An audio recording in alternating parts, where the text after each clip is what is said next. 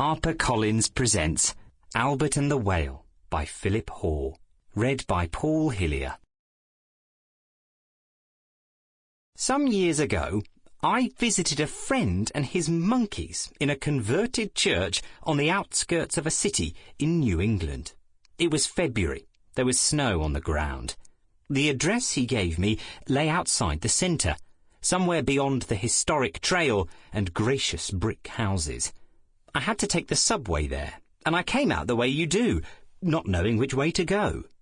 The street was wind-blown, lined with a few stores and nondescript dwellings that may or may not have housed people. My friend met me at reception and took me up to his office. There was nothing remarkable about it, except that he shared it with primates other than those of our own species. It was odd to be in a building that smelled so strongly of animals, as if an accountancy firm had installed a stable next to the water cooler. My friend and I chatted, probably about whales, since they had brought us together, out there in the bay. Then he asked if I'd like to meet his colleagues. I thought he was referring to his fellow workers. In fact, he meant the monkeys.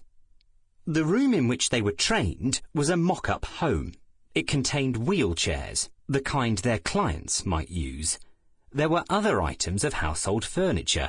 The space was clean and clerical. One of the trainers, a young woman with shiny tied-back hair, produced Felix from a floor-to-ceiling cage. He came to her confidently, but looked at me warily, the way animals do.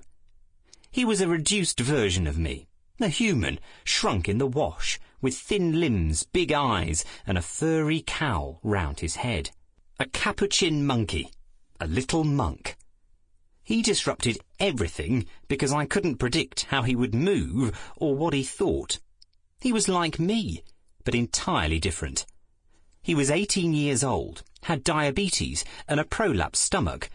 He didn't sound as happy as his name. He wore a nappy like an old man. He was himself disabled and unable to go to a client. My friend said the monkeys could answer doors, switch on lights, turn the pages of books.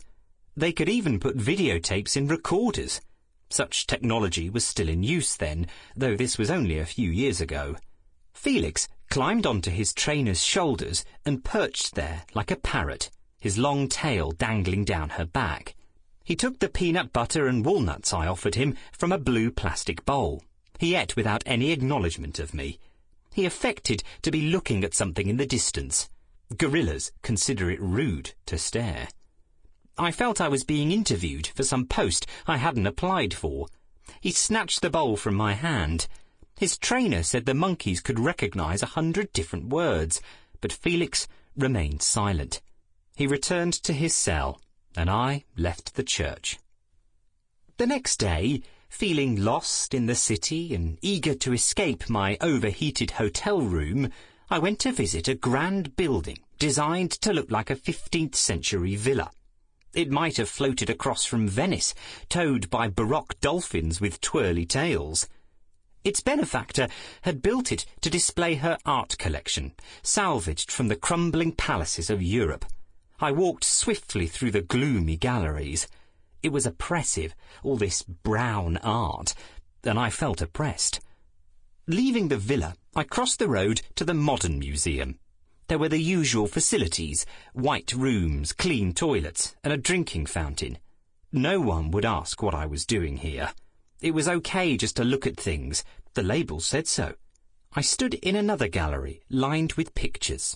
They had been engraved 500 years ago by Albrecht Dürer. As I moved around the room, the engravings seemed intensely familiar and utterly strange, as though I'd lived with them a long, long time ago.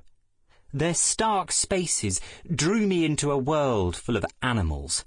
Monkeys and parrots scampered and flew about. A saint sat with his pet lion at his feet on the floor, having taken a thorn from his paw, and a dog dozed cosily. I heard the rise and fall of their breath. I almost felt it on my face. In another scene from Eden, other animals slipped out of the forest, the humans as naked and content as them, until then. Sample complete. Ready to continue?